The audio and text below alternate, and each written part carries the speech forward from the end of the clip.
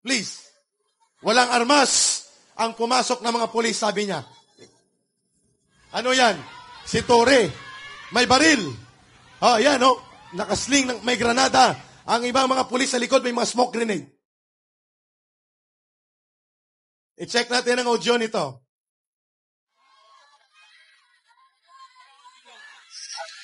At kahit saan namin pwede yan, kahit na yan ay Pasig. And elsewhere. So, ang plano mo talaga magpasok, Yes. whether we like it or not, Yes. even if ipakita namin tong certificate. Magreklamo ka na lang, attorney, kung ito ay isang illegal na operasyon. Sir. Magreklamo ka na lang. Sige, magreklamo na lang kayo, ma'am. Hindi ito ang lugar para tayo ay mag-debate. Okay? Gusto niyo mag-debate, dalhin niyo sa korte ito. To set the record straight po, hindi po PNP ang nagsimula po ng gulo. Nag-claim po nila, first day pa lang po tayo na pumasok doon na tahimik at nag-usap tahimik.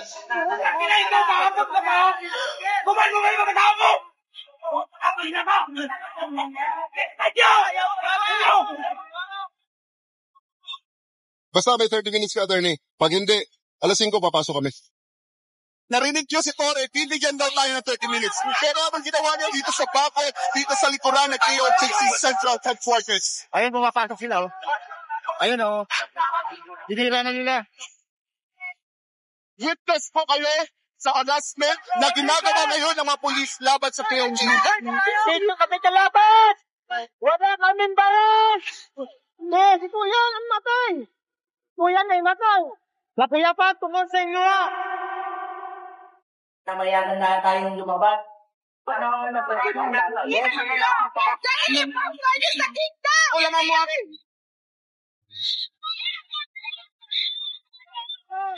You go to any human rights advocate, there's nothing that we did, there's nothing that we do. Lahat ng pumasok na pulis, hindi armado. Walang pa rin, kahit isa.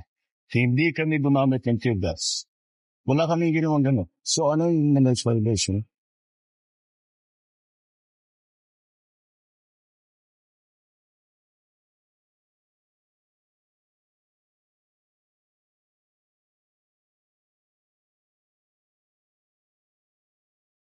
Alam mo na, meron tayong warrant na ma-IMAX.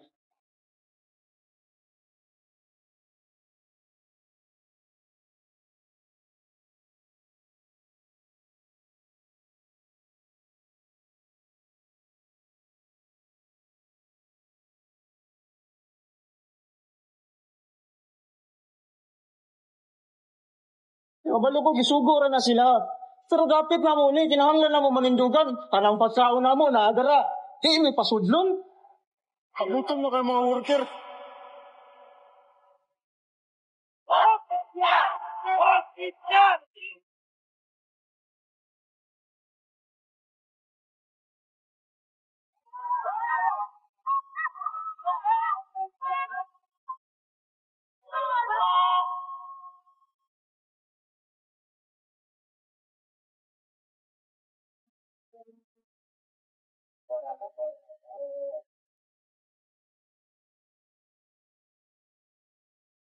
Siyasa natin,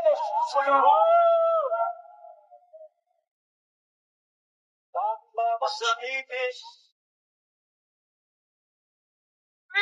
Goodbye na to.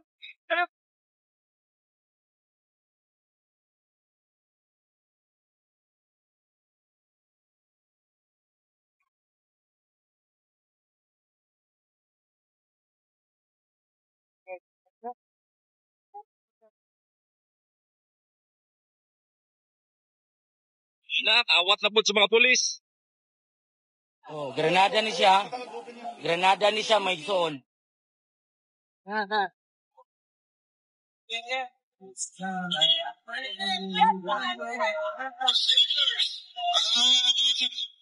Kunin ba kayo? Isa ka ba?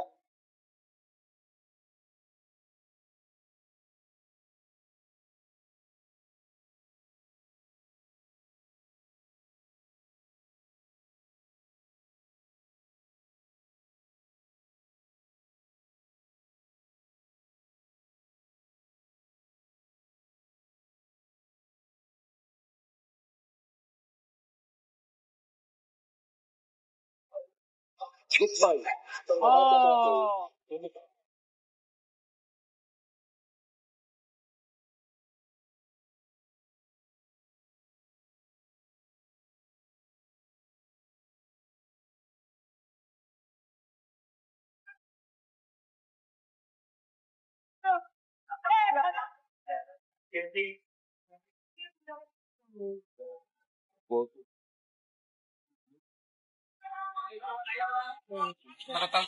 No, sir, don't touch me.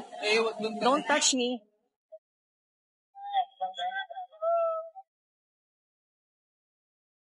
Hindi totoo na ginawang command center ang loob ng katedral. Ang presensya ng PNP sa nasabing lugar ay para lamang sa pagpapatupad ng batas at siguruhin na walang magiging banta sa kapayapaan at kaayusan. Malinaw na ang ganitong klaseng aligasyon ay naglalayong sirain ang kredibilidad ng operasyon at ng PNP. Hindi tinawin namin ha, yung kapila ko, yun ang parang tinaka-command. So, you cannot go near there. Common sense naman, no?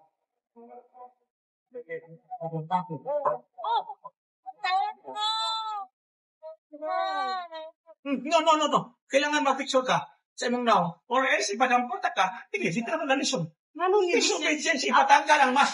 COVID ba? No. Disulod dire nga dapat COVID na na. Yes, this time. Was it martial law? Security risk ang dili magatanggal ang mas. Kaya nga naman taguon ninyong dagway, tinuod man kaha mo.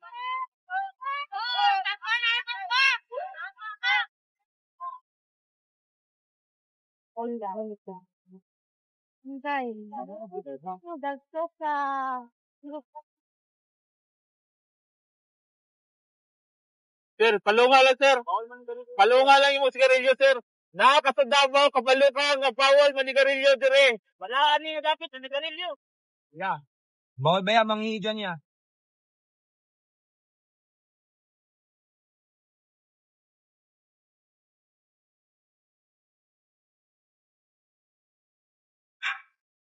Maaari po, huwag po tayo dito sa landscape area kasi namamatay na po yung mga tanim namin.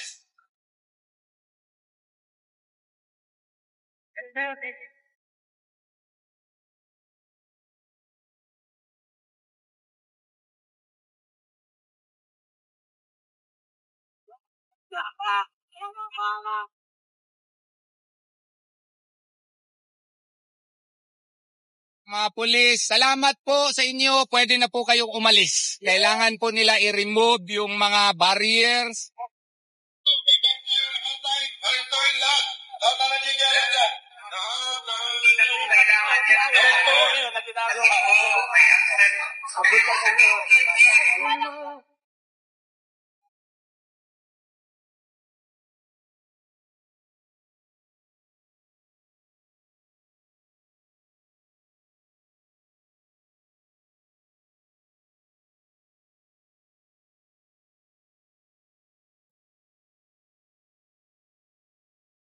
Bakit ayaw nyo kami nakapasok? Ang ginagawa nyo, nag-hukay kayo, nag-mining operation sa kayo. Yung ginagawang hukay kasi dyan, illegal na yan, arrest warrant lang dala ninyo.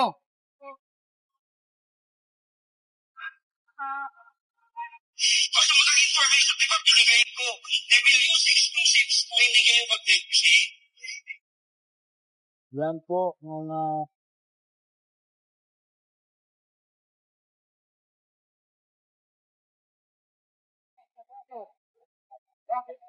Kasi cathedral yan, that is the most sacred place po ng COJC.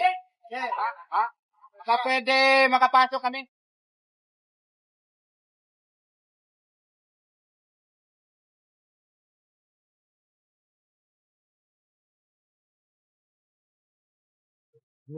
Hindi, dapat ganun.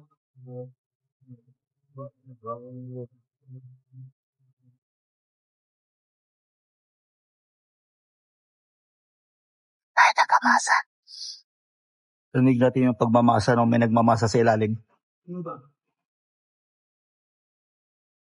Ayun, rinig natin yung pagmamasa ng semento ha.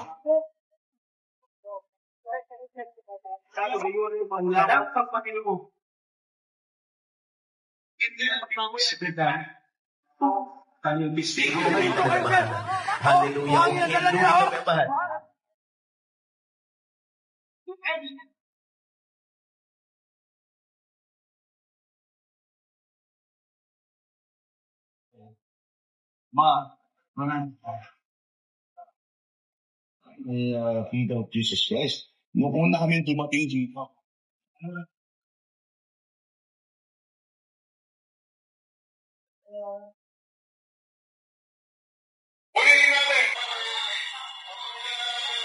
And the last breath, we praise the Father.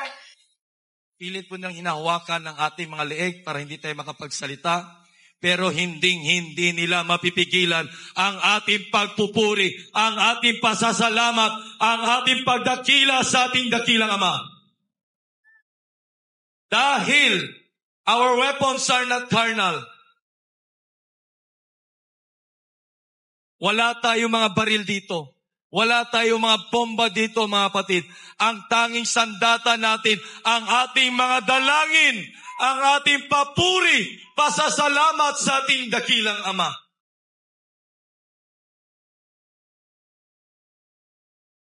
If they come from a place of violence,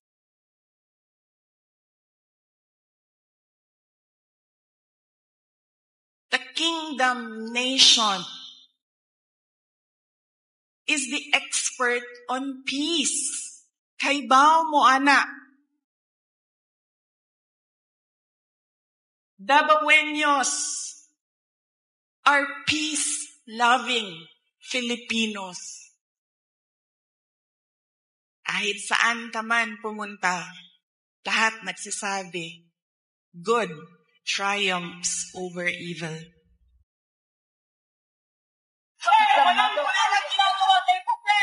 Pakiusap lang, sir. Mag-isirahan yung mga kagamitan namin, sir. Pinaghirapan namin to, sir. Nalilita mo din ako rin sa kumbag. Esther! Nagkagubot ang akong balay. The arrest warrant has become used as an instrument to oppress rather than to arrest. Kaya nga, huli ako nananawagan sa mga kababayan natin. Yung pang-aapeng ginagawa sa KOJC, hindi lamang po yun doon sa kanila, kundi sa bawat isa sa atin. Iglesia ni Cristo, mga Muslim, mga Kristiyano, iyan po ang sinasabi sa atin, maging mga Katoliko, ipaglaban natin ang mga Pilipino. Para